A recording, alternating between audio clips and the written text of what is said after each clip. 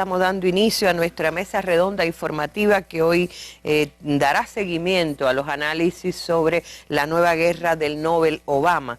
Barack Obama, presidente y Premio Nobel de la Paz, parece paradójico, pero es cierto, ha decidido pedir su beneplácito al Congreso de los Estados Unidos. Nos recuerda hoy una declaración del Movimiento Cubano por la Paz, pero esa opinión es puramente formal para complacer a sectores estadounidenses. Cualquiera sean los criterios del Congreso y de la ONU, el presidente Obama ya declaró públicamente su decisión de llevar a cabo una acción militar que supuestamente será breve y limitada solo a objetivos militares. Algunos recuerdan que asimismo se dijo anteriormente en el caso de Libia, y otros recuerdan incluso lo que ocurrió con su antecesor y la agresión a Irak, que no se recupera aún de aquella agresión.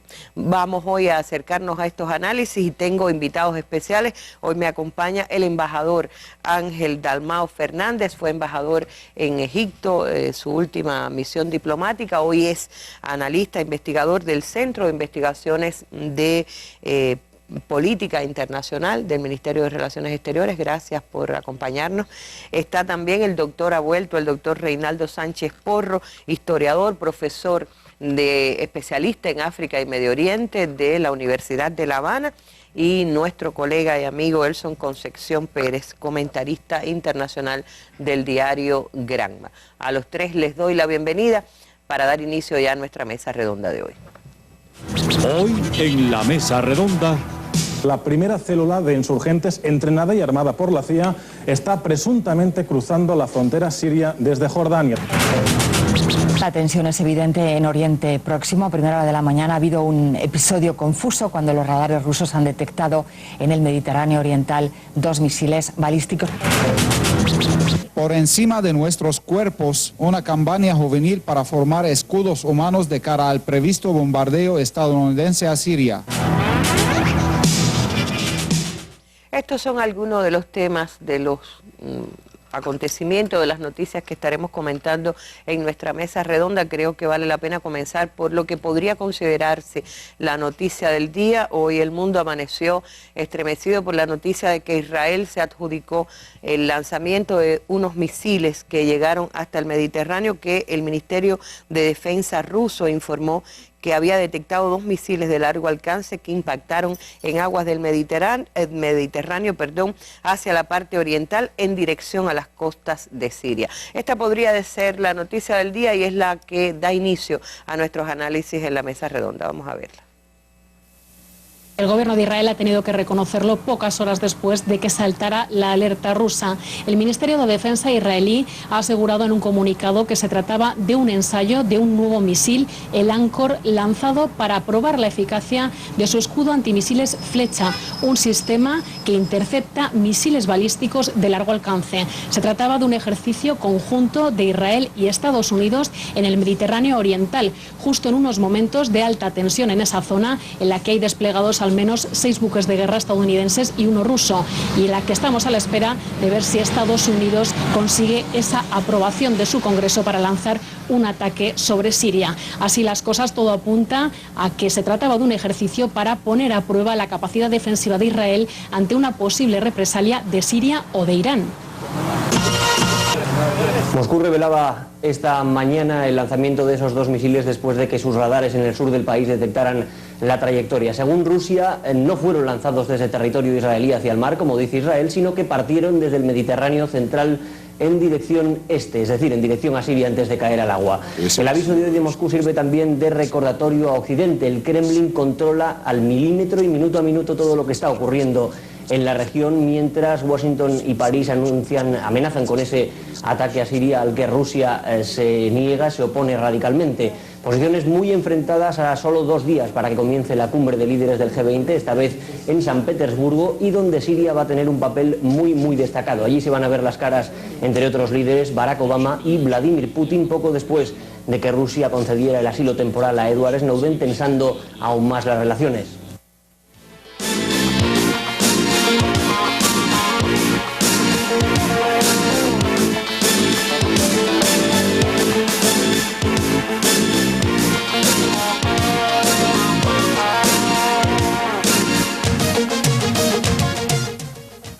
Y el Nobel Obama está pidiéndole al Congreso que dé una respuesta rápida. Pidió votos rápidos sobre Siria y confía en lograr el apoyo del Congreso. Según este cable fechado hoy en Washington, dice que Barack Obama pidió que el Congreso emita un voto rápido sobre una acción militar limitada contra Siria y se mostró confiado en que logrará la autorización de los legisladores para llevar a cabo ese ataque. Esta es otra de las noticias que han estado hoy en el candelero, pero sería bueno recordar o actualizarnos un poquito, Elson, de todo lo que ha transcurrido en el día de hoy y que todo apunta a que se mantiene la voluntad norteamericana de la intervención. Sí, buenas noches. Yo pienso que este tema de los misiles no tiene una explicación de ningún tipo de lógica que no sea una provocación. Porque en una zona como esa, en una situación como esa y en un momento como este, ocurrirse a Estados Unidos y a Israel lanzar, al parecer desde una nave, estos dos misiles cruceros que pueden ser parte de un ejercicio, pueden ser parte de una gran provocación, porque todo lo que hace indicar, y de acuerdo a las explicaciones que ha dado tanto Israel como Estados Unidos. ¿Qué ha dicho Israel? Porque bueno, Israel primero dijo que eran operaciones conjuntas o eran operaciones conjuntas con Estados Unidos y que era una cosa normal. De rutina. Pero Estados Unidos negó que la hubiera Estados Unidos dijo que no tenía nada que ver con eso. Pero ¿a quién se le ocurre? Por eso digo que es parte de un juego político muy peligroso, en una zona peligrosa y un momento muy peligroso, donde esto contribuye a tensar más la situación allí, esa es mi opinión. Hay unas declaraciones de hoy del general Jack King, que fue su jefe del Estado Mayor del Ejército norteamericano, quien dice que se ha reunido con un grupo de legisladores norteamericanos del Partido Republicano. Esto es parte del lobby que se está haciendo por Obama y su gente en el Congreso. Dice que se ha percibido, en el día de hoy, se ha percibido un cierto cambio de posición en la Casa Blanca respecto a ese carácter limitado de la intervención en Siria. Es decir, ya dan por hecho que se va a intervenir Siria, pero que el limitado ya... Estos legisladores republicanos plantean que han observado un cambio hacia una cosa más duradera y más profunda. Es decir, ya empieza a modelarse, según van transcurriendo los días, a modelarse el programa que tuvo Obama cuando Libia. Recordemos que esta parece ser la forma de actuar que va a utilizar el premio Nobel de la Paz, que bastante inmerecido es, para atacar a Libia. Es decir, usar... Para atacar a Siria. Para atacar a Siria. Aquella mismo, recordemos que en Libia se lanzaron los cohetes, se lanzaron los bombardeos para, por supuesto, un apoyo muy importante y muy entusiasta de Francia y de la OTAN, para ablandar al gobierno, porque el gobierno libio también tenía armas y tenía fuerzas armadas, ablandar aquello y después, tal y como lo vio la población mundial, asesinar al presidente Gaddafi y hacer todas aquellas orgías que hicieron. También utilizando para ello parte de Al-Qaeda, de esa organización que dicen que ellos combaten y que hoy en Libia tiene una gran fuerza. Es decir, que en el caso sirio, de acuerdo a estas últimas informaciones, el trabajo del lobby que está haciendo Obama y su personal de la Casa Blanca dentro del Congreso para que haya una aprobación mayoritaria al menos de su plan, o que la remodelación de su plan sea hacia una fortaleza, es decir, que sea un plan más fuerte. Y utilizar para ello el tiempo que queda de aquí al día 9 de septiembre, que es cuando debe reunirse el Congreso. Y entonces la función del lobby es ahí algo muy importante. En este caso, si se utiliza el modelo de Libia en Siria, con los ataques, eso, ¿qué se pretende? Bueno, que la oposición siria, que en este momento está bastante debilitada, es decir, en este momento en Siria, y hay que decirlo, la parte del ejército, del gubernamental, es la que tiene el poder sobre la mayoría de su territorio. Y entonces debilitando las unidades militares, los centros militares más fundamentales, lograría Obama que la oposición, esa que Obama y Occidente está armando y financiando abiertamente, pueda tener un respiro y además hacerse de nueva posición, tal como pasó en Libia, y luego un derrumbe total del gobierno de Assad. Ese me parece que es el problema. En medio de esta situación, el presidente sirio acaba de hacer ayer una propuesta de un plan de paz, una nueva propuesta de un plan de paz, y ha planteado el diálogo. Y inmediatamente cuando mencionó la palabra diálogo con la oposición, surgieron los jefes opositores y Occidente, diciendo que no, que eso no. Y él mismo lo aclaró después. Dice, por supuesto, los extremistas solo conocen el lenguaje de la sangre y por ello reciben toda ayuda militar y financiera desde quienes en el exterior quieren el derrumbe del gobierno sirio, que es en definitiva lo que pretende. Y yo me imagino que hay un envalentonamiento de esas fuerzas de la llamada oposición que reconoce Occidente, que de hecho ha sentado y ya se ha visto en el espacio que le tocaría al régimen, al gobierno de Siria. Y ese envalentonamiento se justifica si hay un tambor de guerra tocado desde el imperio. Bueno, voy a leer un poquito de lo que decía Obama. Quiero enfatizar una vez más que lo que estamos diseñando es algo limitado, algo proporcional, que degradará las capacidades del régimen del presidente Bashar al-Assad. Dijo Obama al inicio de una reunión en la Casa Blanca hoy con los principales líderes republicanos y demócratas en el Congreso.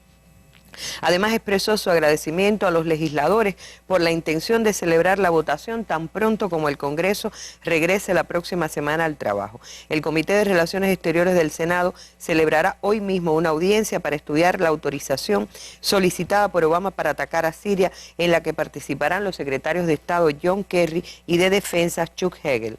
Creo que es apropiado que actuemos sin precipitación, pero también creo que todo el mundo reconoce la urgencia y que vamos a tener que movernos con relativa rapidez, sostuvo Obama en su encuentro con los legisladores. Assad debe rendir cuentas por el uso de armas químicas, algo que Washington considera probado, ya que eso plantea una amenaza grave a la seguridad de Estados Unidos y de la región, destacó Obama. Ante las reticencias del pueblo norteamericano a una acción en Siria que muestran las encuestas, el mandatario insistió que su plan no es Irak y no es Afganistán, pero no dijo que no fuera Libia, con lo cual coincido contigo de que lo que se ve venir al parecer es ese guión, pero vamos a seguir analizando el tema con nuestros invitados en la mesa. Ahora yo les propongo ver la noticia de última hora que transmitía un poco antes de iniciarse nuestra mesa redonda Russia Today y que tiene que ver con la confirmación del envío de un grupo de tarea de la CIA, de trabajo de los rebeldes, de los llamados rebeldes, preparado por la CIA, hacia que entraría a Siria por vía Jordania. Vamos a ver esta noticia. Algunos medios de aquí de Estados Unidos hablan este martes de que la primera célula de insurgentes entrenada y armada por la CIA está presuntamente cruzando la frontera siria desde Jordania. Durante un encuentro en la Casa Blanca con los líderes del Congreso, Obama ha asegurado este martes que la acción contra Siria será, dice, proporcionada y limitada. Ha dicho también que cree que todo el mundo reconoce que la intervención en Siria se trata de un tema de urgencia y ha asegurado que el Congreso votará a favor de esta intervención. También ha dicho este martes que las acciones de las Naciones Unidas llegarán tan pronto como sea posible y ha insistido en que pide un voto rápido en el Congreso, al mismo tiempo que da por hecho que se usaron estas armas químicas, como decíais vosotros desde Moscú al principio del informativo. Obama ha recordado que no se puede comparar Siria con Irak, tampoco con Afganistán, y el presidente Obama estadounidense dijo además a los legisladores de su país que el mandatario, precisamente sirio, Bashar al-Assad, debe rendir cuentas. El gobierno de Siria ha dicho por carta, por cierto, que lo ha dicho al Parlamento francés, que se puede trabajar juntos para encontrar una solución diplomática. En las últimas horas también hemos sabido que al-Assad ha afirmado que saldrá vencedor ante una posible intervención extranjera en Siria, según ha difundido el periódico libanés Al-Akhbar. Bueno, son noticias siguiendo un poquito en la dinámica, porque ahorita decía Elson, que Obama había dicho que quizás modificaba. Bueno, en el análisis con los legisladores dijo que él estaba dispuesto a realizar cambios en la solicitud formal de autorización para un ataque a Siria que envió al Congreso, pero solo después que algunos legisladores le comentaron que era demasiado abierta y amplia en cuanto al poder que le concede al presidente, no cuestionando que se vaya a iniciar esta intervención. Obama inicia hoy el viaje a Suecia a la cumbre del G20 en Rusia, y saben ustedes que en medio de la ofensiva para lograr aliados internacionales. Le voy a preguntar a nuestro embajador presente aquí, Ángel Dalmau, usted que estuvo acreditado ante Egipto más recientemente y conoce un poquito la volatilidad de la región. Egipto precisamente es uno de los países que después de una larga periodo de calma estuvo viviendo en los últimos meses ya las revueltas que han vuelto a desatarse. ¿Qué significa para una región como esta la pretensión norteamericana de intervenir en los asuntos sirios?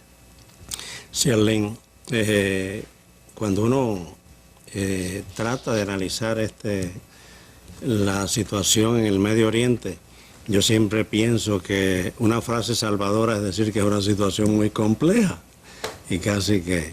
Ahora, bien, precisamente por dónde comenzar en un breve análisis. Y yo estuve revisando algunos antecedentes que tienen que ver con lo que ellos llamaron, o sea, Estados Unidos y sus amigos del grupo G8, la Iniciativa para el Gran Medio Oriente. ¿Cuándo surgió y por qué he querido comenzar por ahí? Casi coincidiendo con la guerra impuesta a Irak, el presidente George W. Bush comenzó a hablar y a esbozar una idea que tenía que ver con la necesidad, decía él, de ser menos tolerantes ante la falta de democracia, ante la falta de liberalización, de libertad, etcétera, en los países del Medio Oriente. Y puestos de acuerdo, como ya dije, con el resto del grupo G8, porque Estados Unidos no quería hacerlo solo, así que siempre se ha ido a estas aventuras con alguna ayuda, a veces de Gran Bretaña y otros, pero a veces se quedaba con la carga económica y quería que se compartiera también la carga económica. Y hace ya prácticamente 10 años de esto, es decir, 9 en el caso del 2004, un periódico de dueños árabes en Londres dio a la publicidad el documento que ellos habían aprobado internamente. Y eso provocó una reacción de disgusto tremendo en el mundo árabe, tanto en los aliados o amigos de Washington como los demás. Porque consideraron que los términos que aquel documento planteaba eran muy injerencistas. Eso provocó una revisión del documento dentro del G8, que inmediatamente salió con otro nombre, es decir, el Medio Oriente ampliado y el norte de África. Es decir, ¿qué países incluye esta iniciativa para el Gran Medio Oriente? Todos los países árabes del norte de África, el resto de ellos, más Irán, Afganistán y Pakistán. Es decir, estamos hablando de una gran región en la cual no se puede nunca perder de vista ante las acciones del imperio, de que allí existe más del 60% de las reservas conocidas de petróleo, más de la mitad del gas, y eso nunca está, fuera del cálculo de ellos. Ahora, ¿qué ha ocurrido desde entonces? En menos de 10 años, pero sobre todo en los últimos 3. Digo 10 porque, bueno, abarca Irak. Irak, bueno, fue destruido un gobierno central, ha quedado allí una situación que nadie sabe, donde comenzó a incursionar Al Qaeda, que supuestamente es el gran enemigo de Estados Unidos, es decir, por eso desarrollan una estrategia que era para combatir el terrorismo, además de lo otro. ¿Y qué ha sucedido desde entonces? Es decir, además de lo que ocurrió en Irak, vino Libia, donde ya tú sabes lo que ocurrió, es decir, una agresión en la cual el Consejo de Seguridad aprueba con la abstención de Rusia y China y aparentemente una gran tomadura de pelo, ¿no? Porque con una simple autoridad, bueno, para algo limitado ya sabemos lo que ocurrió, incluso desembocó lo que todos lo saben, la muerte de Gaddafi. ¿Qué hay hoy en Libia?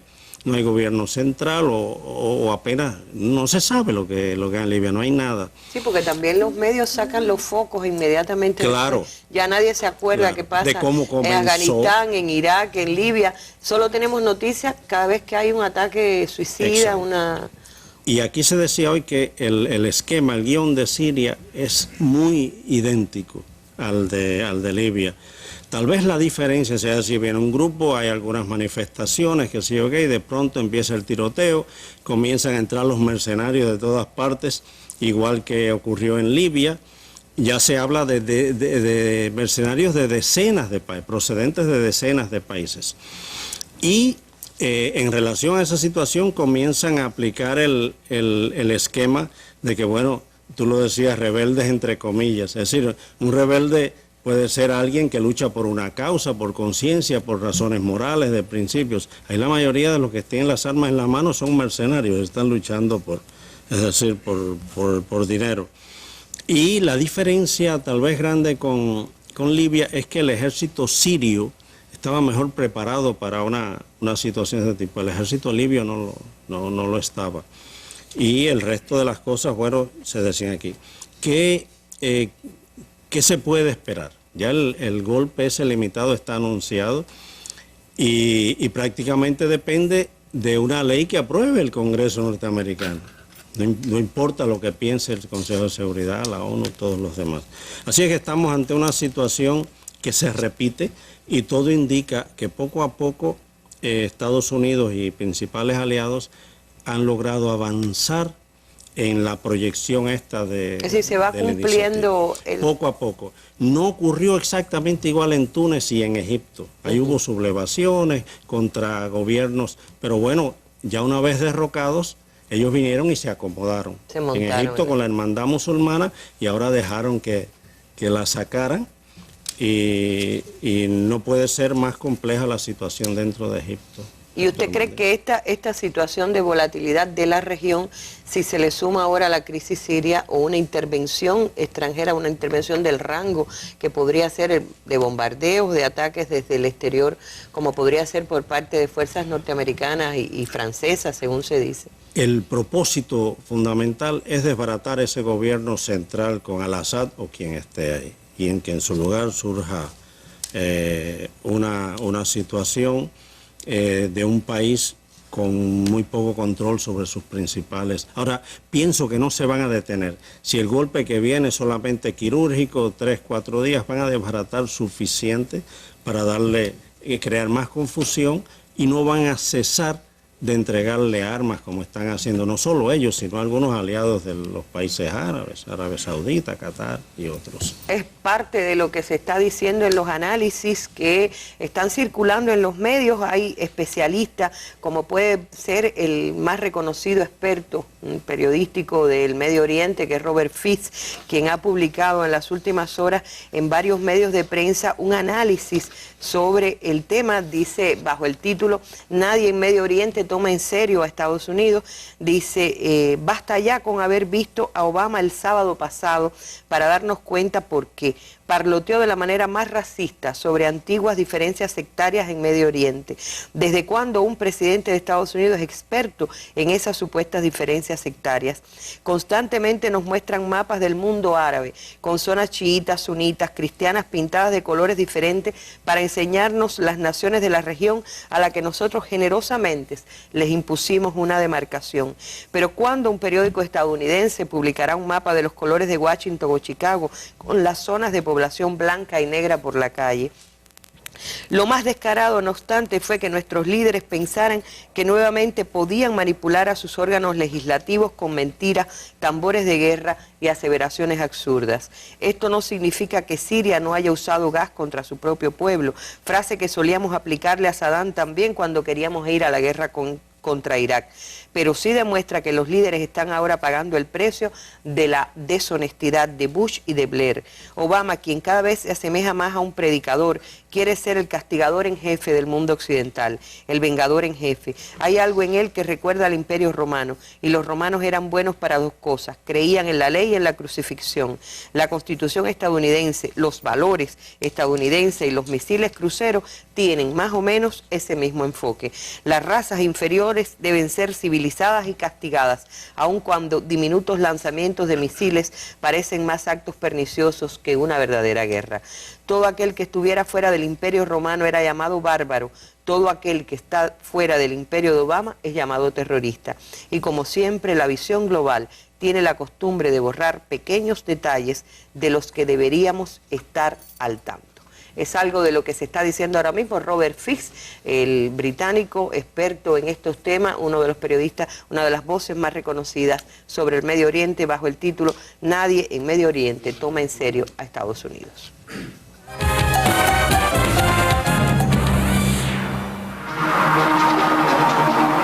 Este jueves y viernes en la Mesa Redonda, el agua, disponibilidad, calidad y derroche en Cuba.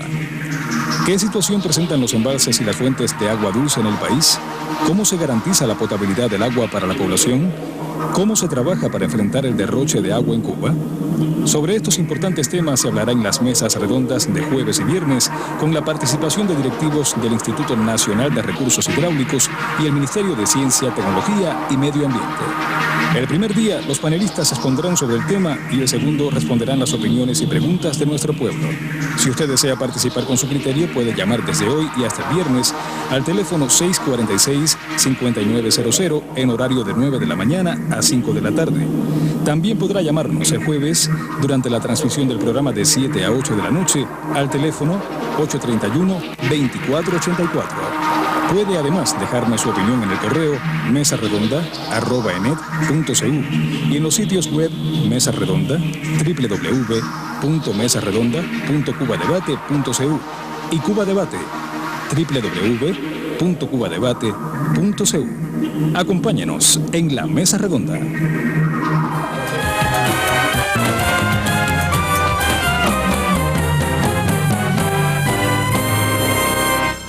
No a la guerra contra Siria, dice la declaración que nos ha enviado el Movimiento Cubano por la Paz.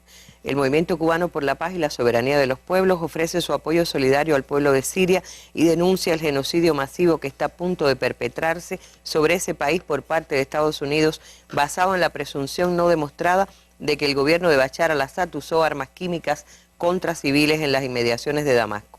Los inspectores de la ONU completaron la recolección de pruebas, pero consideran que deben culminar el proceso investigativo antes de dar sus conclusiones. No obstante, el gobierno de los Estados Unidos declaró que el informe de los peritos no variará el criterio de culpabilidad que le atribuyen al gobierno sirio. Barack Obama, presidente y Premio Nobel de la Paz, decidió pedir su beneplácito al Congreso, pero esa opinión es puramente formal para complacer a ciertos sectores estadounidenses. Cualesquiera que sean los criterios del Congreso y de la ONU, el presidente Obama ya declaró públicamente su decisión de llevar a cabo una acción militar que supuestamente será breve y limitada solo a objetivos militares. Es obvio que para el presidente Obama y su gobierno no cuentan los criterios de la ONU y del Consejo de Seguridad de esa organización, así como tampoco los de los países que abogan por una solución diplomática. Atacar a Siria será una decisión personal de Obama que significará una incuestionable violación de los principios de la Carta de las Naciones Unidas y el derecho internacional.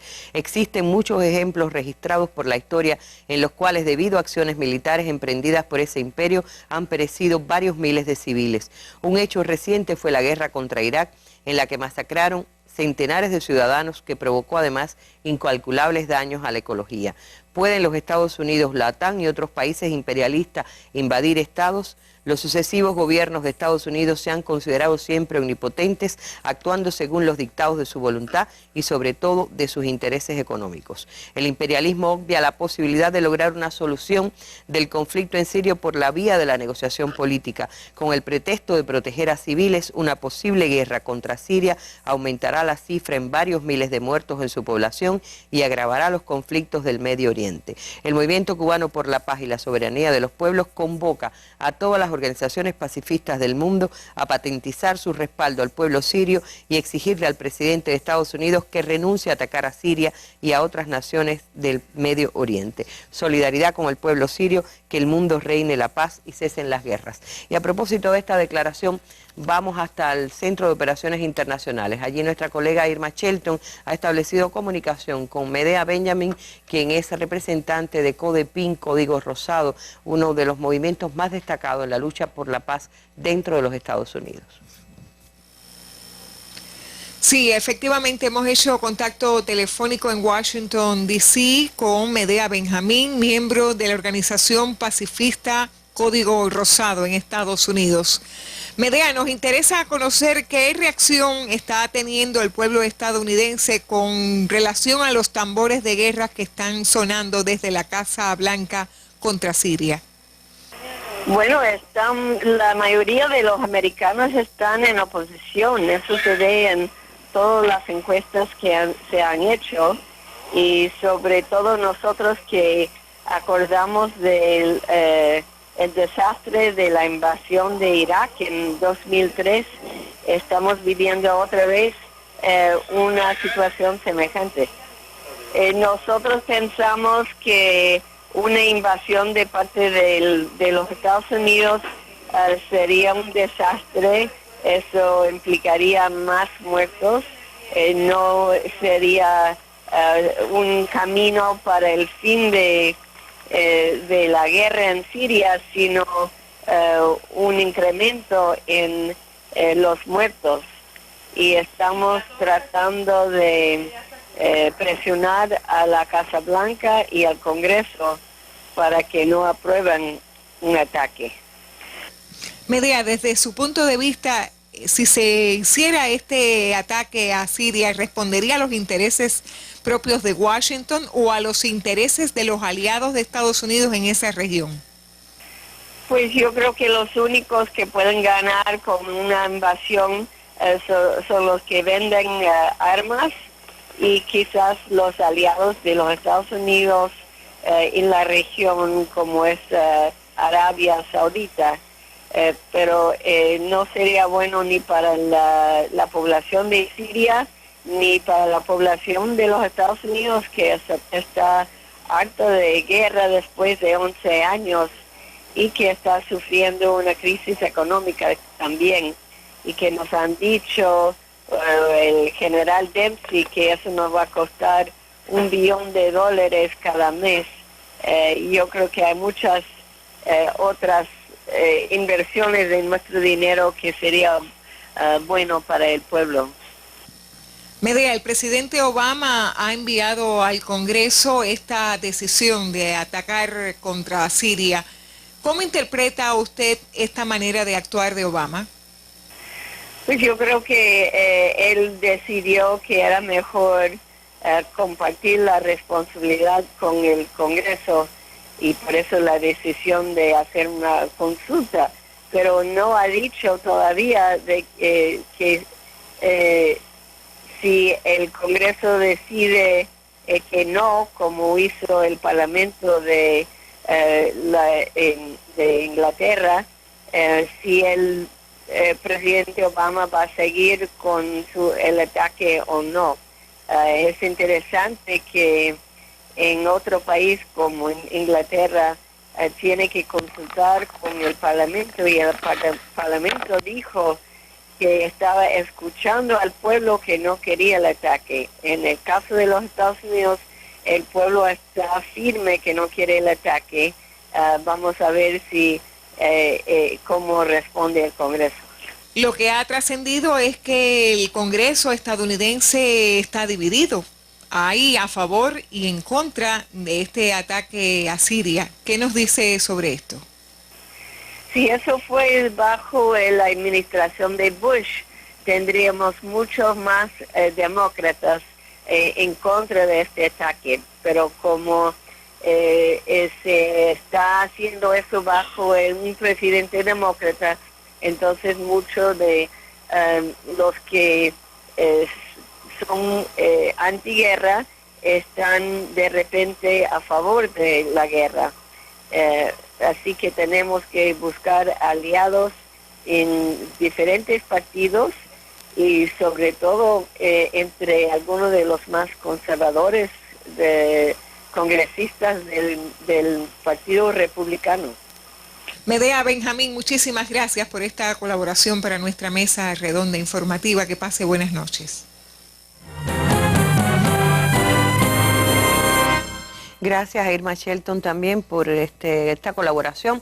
Medea Benjamín, una mujer aparentemente frágil, una de las mujeres más valientes que se pueda conocer, ha irrumpido varias veces en reuniones del Congreso y en declaraciones de líderes norteamericanos para gritar en nombre de los que quieren la paz dentro de los Estados Unidos. Yo les propongo ver ahora algo de lo que adelantábamos al principio, jóvenes que han decidido convertirse en escudos humanos para evitar los bombardeos contra su país. Por encima de nuestros cuerpos, una campaña juvenil para formar escudos humanos de cara al previsto bombardeo estadounidense a Siria. El gobierno rechaza la iniciativa, confirmando que es su deber proteger a los ciudadanos de cualquier agresión externa. Queremos hacerles llegar con nuestras almas y cuerpos, que es lo único que tenemos, que defenderemos a nuestra patria. Lo ofrecemos para enfrentar el ataque o al menos hacer llegar el mensaje al mundo entero, de que si llegamos a morir, moriremos con dignidad, intentando hacer algo por la soberanía de nuestra patria. Opositores y partidarios del gobierno coinciden en la necesidad de superar sus diferencias ante el inminente peligro que amenaza su país. Condenan que la oposición en el exilio apoye la agresión estadounidense contra su madre patria. El repudio a Estados Unidos no se limita a los sirios.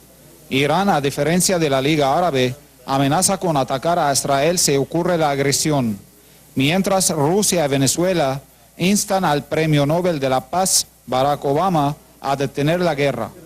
Mientras crece el rechazo popular a las políticas de Washington, la opinión pública internacional está cada vez menos convencida de las excusas de la Casa Blanca para atacar a Siria.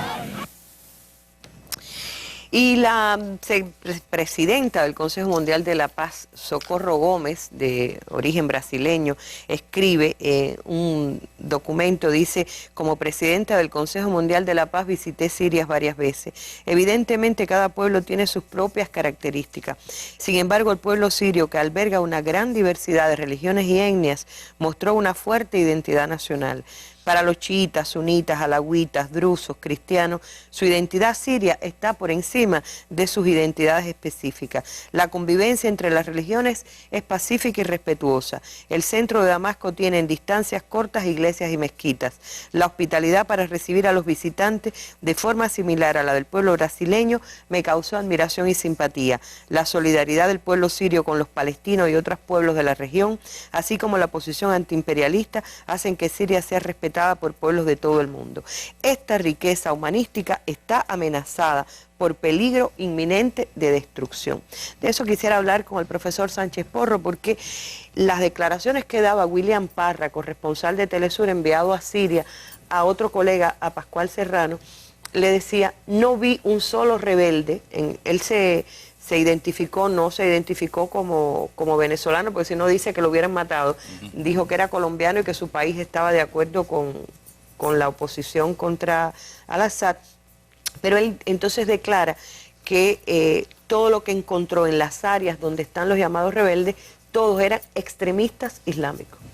¿Qué podría significar que ese extremismo islámico se apoderara del gobierno o de un tipo de gobierno en transición en Siria? Bueno, yo soy historiador, y los historiadores generalmente hablamos de las cosas después que pasan. Esta ni siquiera ha pasado todavía. O sea, es una guerra anunciada que evidentemente puede suceder de inmediato.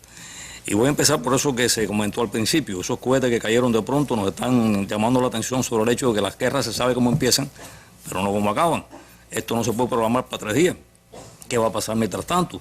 Si ataca a alguien, ataca a Israel. Si uno de estos cohetes de pronto cae en la base de Tartus de los rusos, ¿qué van a hacer los rusos? ¿Qué va a hacer Irán realmente en esta situación? O sea, estamos ante una problemática que puede evolucionar de muchas maneras distintas, y me estoy acordando de que el próximo año se conmemora la Primera Guerra Mundial, un siglo después de la Primera Guerra Mundial, y no recuerdo porque no estaba vivo, ¿no? Pero como profesor de historia, cuando uno ve o uno estudia la etapa inicial de la guerra, esta guerra va a durar poco, decía la Entente, y lo mismo decían las potencias centrales, ¿no? Todo el mundo cantando himnos patrióticos, y después se extendió por 4 años. O sea, esa sería la primera cuestión que quiero comentar.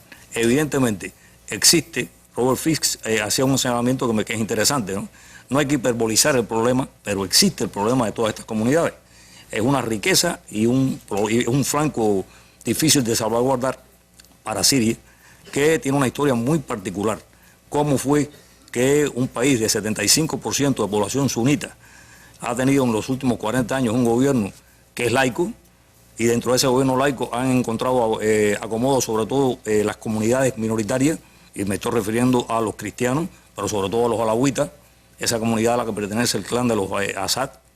Es un proceso histórico que tiene que ver con el periodo colonial, que tiene que ver con la administración francesa, que desconfiaba completamente de unos sunitas que los recibieron después de la Primera Guerra Mundial, que cuando viene el periodo colonial, los recibieron con un rechazo total. Ellos querían establecer la Gran Siria, que unía desde Palestina hasta la frontera turca, y precisamente por eso los franceses, al hacer su ejército, omitieron prácticamente a los sunitas.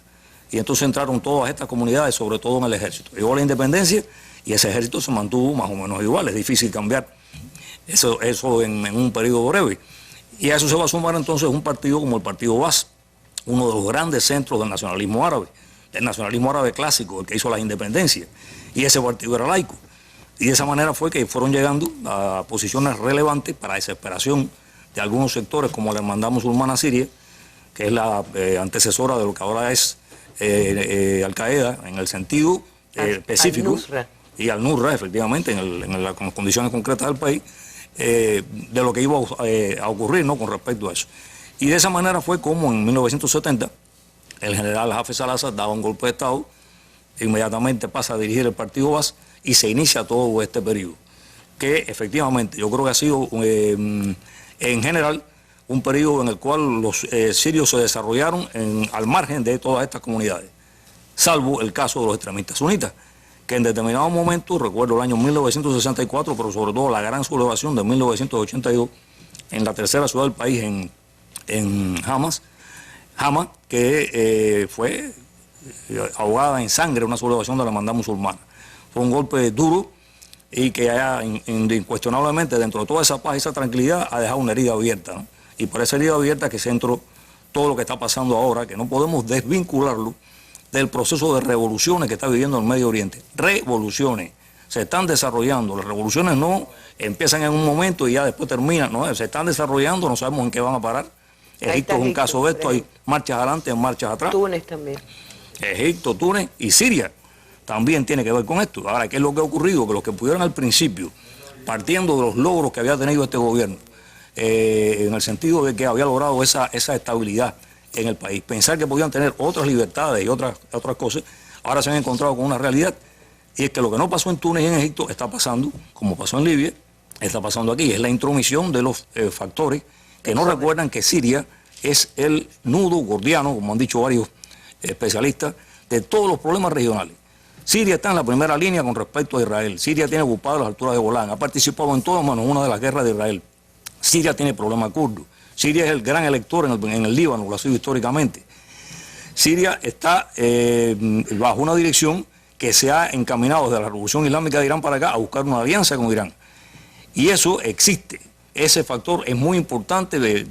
No estamos hablando de teología, estamos hablando de luchas por el poder y de intereses detrás de todo esto. Y Siria hace un arco, en definitiva, con Irán, con esa cosa increíble que los americanos toman el gobierno de Irak y han convertido el actual gobierno de Irak en un aliado de Irán, que es una cosa que llama la atención. Se le fue de la mano. Y eso llega hasta Hezbollah. Y esa es una línea que Israel necesita romper y que los Estados Unidos también consideran que es importante desmontar. Y eso se une al hecho de que los dos gobiernos que se rigen por los principios de la escuela islámica suní Hanbalí, que es la más rigurosa. Arabia Saudita y Qatar precisamente son los que están haciendo una ofensiva en este sentido que no vimos en el caso de Túnez, que no vimos en el caso de Egipto. No sabemos si lo vamos a ver en lo inmediato en Egipto, por lo que puede pasar. Y ese es el origen de todo el problema que estamos viendo ahora. Esas son las fuerzas que están confrontadas en Siria. Y efectivamente, yo creo que hay y entonces vuelvo a tu pregunta, al principio había toda una serie de grupos enfrentados al gobierno. El inicio de la oposición, recuerdo que el primer llamado lo hace la hermandad musulmana, precisamente aquí pasó diferente en el resto del área, ¿no? Por esa vieja deuda que decía, pero también había muchos sectores civiles que fueron a esa reclamación. Y al principio dijeron, no vamos a ir a la vía armada, pero fueron entrando a la vía armada. Y hay una serie de ejemplos que se dan, de nacionalistas, comunistas, Michel Quilo, toda una serie de grupos que se fueron formando. Ahora, cuando entra todo este sector inyectado, como le digo yo, de extremistas, que lo que vienen es a matar sencillamente a los que no están de acuerdo con ellos, cambia el panorama completamente. Se dice que ellos mataron precisamente, una de las cosas primeras que eliminaron es a estos grupos que no estaban de acuerdo con su punto de vista conciliador. Y eso es lo que ha cambiado la correlación de fuerzas, yo creo que en Siria. ¿Por qué se hablaba al principio de soldados sirios que se pasaban al enemigo y ahora esa noticia ha desaparecido? Porque los soldados sirios que están luchando por el gobierno, cuando estos extremistas los atrapan, los matan. Le comen el corazón. Entonces, todo eso que hemos visto. Entonces ahora las comunidades que tal vez al principio alguna gente pudo pensar, bueno, vamos a cambiar y vamos a mejorar. No, ahora están aterrorizados con la posibilidad de que se pierda esa estabilidad y esa convivencia que ve en el país y se caiga en todos los extremos esto. Y se pierda esa riqueza humanística que efectivamente los que estuvimos alguna vez en Siria o más de una vez la pudimos constatar, pero el riesgo tremendo que hoy existe es que esa injerencia extranjera convierta cualquier acto de rebeldía que haya tenido como antecedente el actual conflicto en Siria, lo convierta, se haya aprovechado para hacer la base de una nueva guerra, que tristemente hace o encabeza un premio Nobel de la paz, y habrá que recordar bien siempre cuán errático fue. Gracias, profesor, por este análisis. ¿Cómo está impactando la crisis económica internacional? ¿Cuál es la estrategia actual de dominación del imperio? ¿Hacia dónde cambia el Oriente Medio? ¿Cuál es el panorama actual de América Latina? ¿Está en crisis el modelo de Unión Europea? Análisis, opiniones, imágenes sobre estos y otros importantes temas internacionales, usted los encontrará en la Mesa Redonda. Acompáñenos cada día a las 7 de la noche.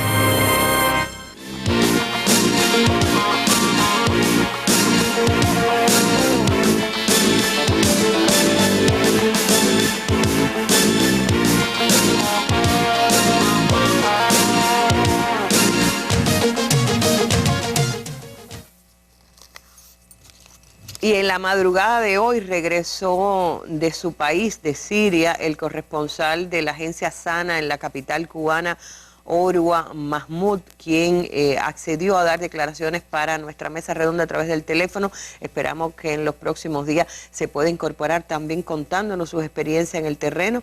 Él es originario de Latakia, esta región precisamente donde se dice que está la polémica en torno al uso de las armas químicas, que por cierto hay varias fuentes acreditando que estas armas habrían sido realmente venido del bando rebelde y que habían sido puestas por fuerzas saudí en manos de este tipo de representantes. Pero vamos a esta llamada telefónica con Orwa, que también nos ayuda a realizarla Irma Shelton.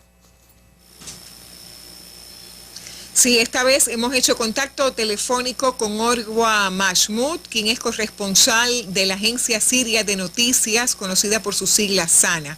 Orwa acaba de llegar en la madrugada proveniente de Siria y queríamos justamente que nos contara sobre las reacciones que encontró en este viaje a su país.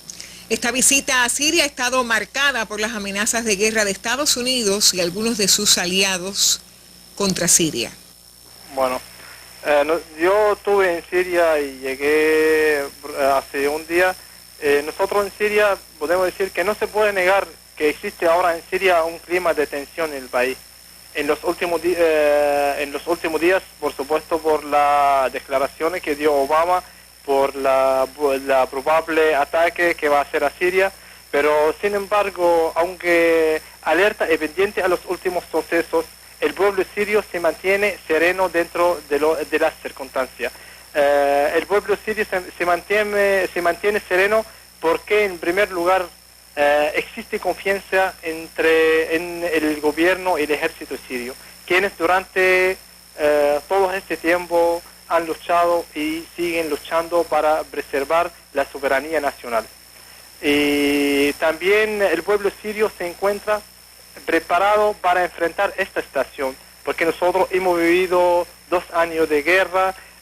Hace más que 2 años estamos viendo una guerra de una manera indirecta que lo está haciendo Estados Unidos, apoyando a los terroristas, y que ellos por su parte que han atacado nuestro país y se mantienen atacando, y nosotros confiamos mucho en el ejército también, que se mantiene dispuesto a luchar por la soberanía de Siria, la soberanía nacional de Siria. En Siria hay el pueblo, casi la gran mayoría del pueblo apoyan al ejército árabe sirio que está luchando contra el terrorismo que existe en la tierra siria, y existen distintas muestras de apoyo al gobierno entre la juventud siria. Y hay jóvenes sirios en varios países que están saliendo, países del mundo saliendo y haciendo manifestaciones con carteles, no a la guerra de Siria, no a la intervención militar, y los jóvenes sirios se expresan dispuestos a luchar sus cuerpos y sus almas para mantener el derecho de nuestro país. El ejército va a luchar con las armas, con todo lo que tiene, y los civiles están dispuestos a luchar con sus cuerpos y sus almas para proteger y defender al país, para tener una nación independiente, y respaldar al ejército sirio que está dispuesto a ofrecer ciudad para proteger al pueblo y a nuestra integridad nacional.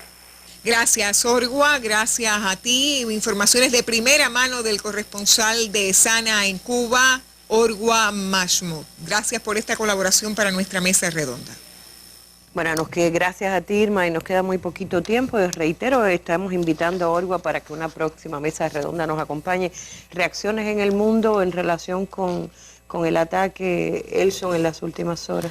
Bueno, reacciones hay muchas. Yo pienso que, en primer lugar, hay poblaciones completas, inclusive dentro de Estados Unidos, o mayoritarias, que se oponen a una agresión. Reacciones hay del Papa Francisco pidiendo un ayuno, de presidentes latinoamericanos, de organizaciones latinoamericanas, de aquí el MINREC. Sí, de reacciones hay muchas, oponiéndose a las declaraciones de este invento de Obama del terrorismo democrático. Es decir, él aseguró que llevaba esta medida al Congreso para demostrar que el país era democrático. Es decir, está haciendo un terrorismo democrático. Yo te mato y después, y mientras tanto, voy discutiendo. Están ahí convocado una reunión del Comité del Consejo Político del ALBA para esta semana, plantearse el problema.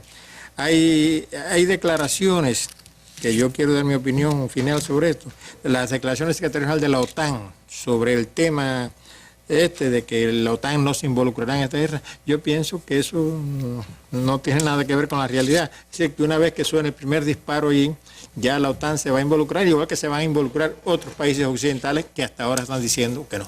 Bueno, hay que ver qué viene después de la G20, de la reunión del G20, pero a mí me llama la atención que se dice que, es decir, las críticas a Obama es que no espera que el Consejo de Seguridad se pronuncie, pero el Consejo de Seguridad hasta ahora, Rusia ha logrado impedir que se apruebe una resolución contra Siria que garantice esa intervención.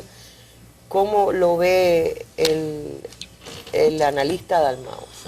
Bueno, de hecho lo que ellos están discutiendo en Estados Unidos es la aprobación de una ley en el Congreso para llevar a cabo la acción. Es decir, al decirlo de esa manera, están ignorando lo que pueda pensar o decir el Consejo de Seguridad. Ya ellos se salieron de ahí y lo harían igual que lo han hecho otras veces.